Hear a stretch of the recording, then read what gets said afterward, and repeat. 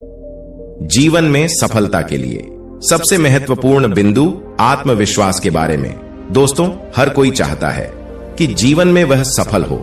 अपने कार्य क्षेत्र में मेहनत और काबिलियत का महत्वपूर्ण स्थान होता है, परंतु यदि हमारे अंदर आत्मविश्वास नहीं है तो हमारे द्वारा की गई मेहनत और हमारे काबिलियत का कोई बहुत ज्यादा महत्व नहीं रह जाता है, क्योंकि हमारे अंदर जो काबिलियत है वह बिना आत्मविश्वास के बाहर नहीं आ सकती।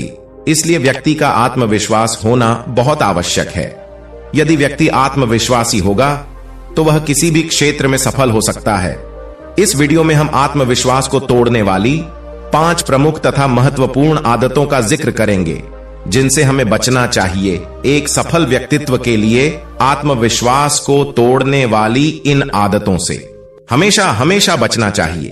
पहली आदत, दूसरों के साथ लगातार तुलना न करें। जी हां दोस्तों, ज्यादातर सफलता के उत्साही व्यक्ति स्वयं के दूसरे लोगों के साथ तुलना करते रहते हैं।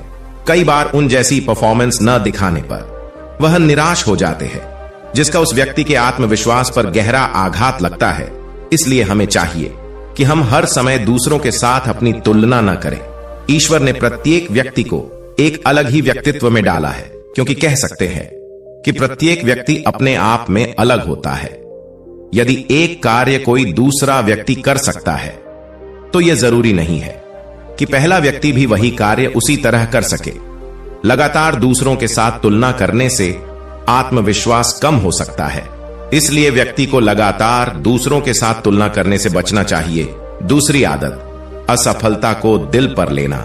यदि आप किसी प्रकार से किसी कार्य में प्रथम बार या द्वितीय बार सफल नहीं भी होते हैं तो भी अपनी असफलता को दिल पर नहीं लेना चाहिए, क्योंकि यदि हम असफलता को दिल पर लेते हैं तो हमारे मस्तिष्क में पॉजिटिविटी की जगह नेगेटिविटी ज्यादा आ जाती है। इसी नेगेटिविटी से बचने के लिए व्यक्ति को कभी भी असफल होने पर उसे दिल पर नहीं लेना चाहिए। इसलिए हमें शुरुआती असफलता को ज्यादा दिल पर नहीं लेना चाहिए। तीसरी आदत, खुद को नेगेटिव विचारधारा वाले लोगों से दूर रखना। हमारे आसपास नेगेटिव और पॉजिटिव दोनों प्रकार की विचारधारा वाले लोग रहते हैं।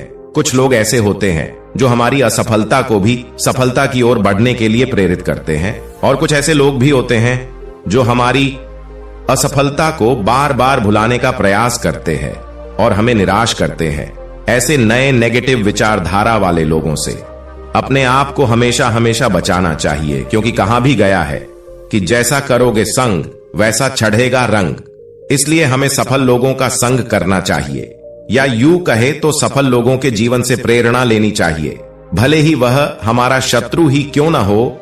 चौथी आदत, खुद पर दया करना। जी हां दोस्तों, मनुष्य की सबसे बुरी आदत है खुद पर दया करना। कोई भी दिव्यांग व्यक्ति अपनी दिव्यांगता पर कभी आंसू बहाते हुए नहीं देखा जाता है, क्योंकि वह जैसा भी होता है अपने आप से संतुष्ट होता है। परंतु दूसरे लोग उसकी दिव्यांगता को उसका दुख और कष्ट बनाकर उसके सामने रोना रोते हैं, जिससे वह दिव्यांग व्यक्ति भी उस कष्ट और दर्द को महसूस करने लगता है। ठीक इसी प्रकार से यदि हमारे अंदर हमारी अत्यधिक मेहनत के बाद भी किसी प्रकार की असफलता होती है, और यदि हम उस असफलता के कारण अपने स्वयं पर दया करते हैं, तो इससे बड़ा स्वयं का शत्रु कोई और नहीं हो सकता है। इसलिए कभी भी स्वयं पर दया न करें। ऐसा करने से आपका आत्मविश्वास न केवल बना रहेगा अपितु बढ़ेगा भी। पांचवी आदत, लगातार ज्यादा सोचना। यदि हम लगातार अधिक से अधिक सोचते रहते हैं तो यह भी हमारे आत्मविश्वास में कमी ला सकता है, क्योंकि हमारे मन में 2 प्रकार के घोड़े होते हैं। एक घोड़ा सकारात्मक सोचने वाला और दूसरा घोड़ा नकारात्मक सोचने वाला। यदि हम लगातार सोचते रहते हैं तो कहीं न कहीं हमारे मन में नकारात्मक सोचने वाले घोड़े की पावर बढ़ती है। जिस घोड़े को ज्यादा पावर मिलेगी वही अपनी तरफ हमारे मन को खींच ले जाएगा। लगातार ज्यादा सोचने से नकारात्मकता की ओर हमारा मन चला जाता है, जो कि हमारे आत्मविश्वास को कम कर सकता है। इसीलिए हमें अत्यधिक नहीं सोचना चाहिए। छठी आदत, उपलब्धियों को याद करें। जीवन में हासिल की गई उपलब्धियों को याद करें। इससे आत्मविश्वास बढ़ाने में मदद मिलेगी। व्यक्ति को एहसास होगा कि वो अपने बारे में जो भी खराब सोच रहा है वो उससे कई गुना अच्छा है। इससे उसे खुद की कीमत समझ आएगी है। एक डायरी में अपनी उपलब्धियों को लिखने के साथ उससे जुड़ी कोई तस्वीरें हो तो उसे रख सकते हैं। जब भी कॉन्फिडेंस लेवल कम लगे या महसूस हो कि हम कुछ नहीं कर सकते, तो तुरंत डायरी देख लें। 7वीं आदत, गलतियां करने से न डरे। गलतियां करना कोई गुनाह नहीं है, इसलिए गलतियां करने से घबराना नहीं चाहिए। जब व्यक्ति किसी काम को पहली बार करने की कोशिश करता है तो उसमें गलतियां होना स्वाभाविक है। इसी वजह से गलती करने से न डरे, क्योंकि व्यक्ति गलती करके ही सीखता है और आगे बढ़ता है। हाँ, एक बार हुई गलती को दोबारा न दोहराए, इससे आत्मविश्वास भी बढ़ेगा। 8वीं आदत, हमेशा गलतियों से सीखें। गलतियां करने से डरने के बजाय कोशिश करें कि गलतियों से कुछ सीखे। गलती हर किसी से होती है, लेकिन इसका अर्थ ये नहीं है कि इस बात से निराश हो जाए। इस बात का ध्यान रहे कि गलती करने के बाद लक्ष्य को हासिल करने की कोशिश को नहीं छोड़नी चाहिए। गलतियों से सीखे और आगे बढ़ने का प्रयास करें, इससे आपका आत्मविश्वास नहीं डगमगाएगा। 9वीं आदत, परफेक्शन की चाहत न रखें। परफेक्शन का मतलब यह नहीं होता है कि खुद को बेहद ज्यादा परेशान करें। ऐसा करने से अपने लक्ष्य से भटक सकते हैं। अगर आप हमेशा सोचेंगे कि हर काम परफेक्ट हो, तो ऐसा नहीं हो सकता है। इससे दिमाग में टेंशन बनी रहती है और काम भी गलत हो सकता है। इसी वजह से कोशिश करें कि ज्यादा प्रेशर में रहने के बजाय आराम से काम करें। इससे काम भी सफल होगा और आत्मविश्वास भी बढ़ेगा। 11वीं आदत, सही शब्दों का चयन और बोलने की कला। सबसे जरूरी बोलने की कला सीखना है।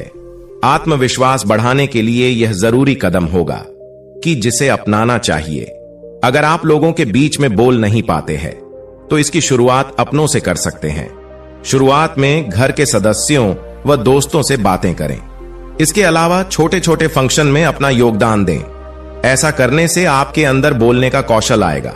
बोलने की कला सीखने के साथ ही सही शब्दों का चयन करना भी जरूरी है। इससे आत्मविश्वास बढ़ाने में मदद मिलेगी। दोस्तों, आज हमने आत्मविश्वास को कम करने वाली कुछ आदतों के बारे में चर्चा की। उम्मीद करते हैं कि इस प्रकार की आदतों में सुधार करके हम निश्चित रूप से सफलता की ओर जा सकते हैं। मिलते हैं किसी नए मोटिवेशन वीडियो में। तब तक के लिए धन्यवाद।